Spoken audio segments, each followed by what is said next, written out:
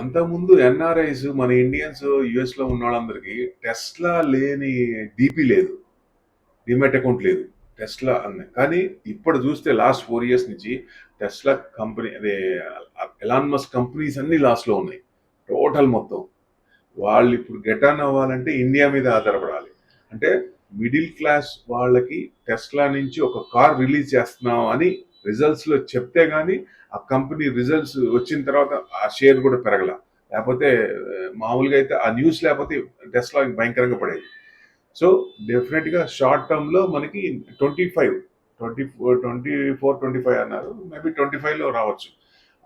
Middle class వాళ్ళకి ఒక మంచి కార్ రిలీజ్ చేస్తే అది సక్సెస్ అయితే మళ్ళీ కొంచెం ఇది ఉండొచ్చు. కానీ లాస్ట్ టైం వచ్చినప్పుడు డిమాండ్ చేశాడు, ఇండియాకి వచ్చినప్పుడు మాకు ఇది ఇస్తే ఈసారి కాళ్ళ బేరానికి వచ్చాడు, మోడీ కాళ్ళు కొట్టుకున్నంత పని చేశాడు. ఈసారి మేము మీరు ఏది చెప్తే అది చేస్తామని. డెఫినెట్ గా టెస్లా ఇట్లాంటివి కొన్ని ఇంప్లిమెంట్ చేస్తే మధ్యతరగతి ఎక్కువ కాబట్టి సేల్స్ ఎక్కువ ఉంటుంది. ఇండియా మన సపోర్ట్ లేకుండా వాళ్ళు చేయలేరు.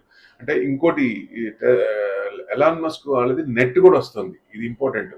నెట్ కూడా చాలా ఇప్పుడున్న ఫాస్ట్ కంటే ఇంకా ఫాస్ట్ వస్తుంది ఫ్యూచర్లో, గుర్తుపెట్టుకోండి. Thank you very much.